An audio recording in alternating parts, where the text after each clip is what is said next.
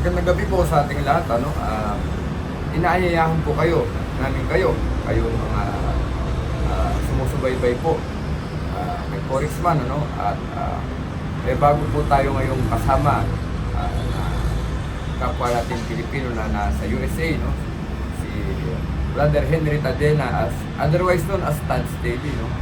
Ako po ay kanyang naimbitahan sa kanyang advokasya at tayo naman po ay nakumbinsi, dahil napakaganda po ng mission ng kanyang advocacy.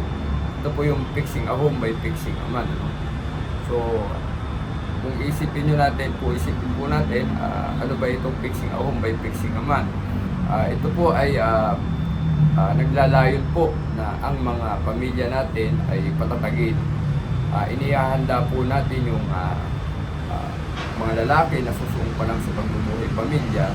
Kapag sila po ay nagpamilya na, alam na po nila yung kahalagahan po ng pamilya at kahalagahan po ng matatag na pamilya. Especially hindi lamang po sa kanila, kundi dito sa mga lalaking may asawa na at may pamilya na.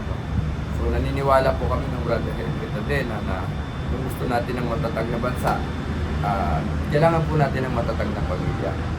So samahan niyo po kami sa mga susunod po naming mga programa at episode para po talakayin po natin kung ano po yung mga mahalagang bagay na dapat malaman po, lalong-lalo na nating mga lalaki para po sa pagpapatatag ng pamilya. Lamang po, magandang gabi po sa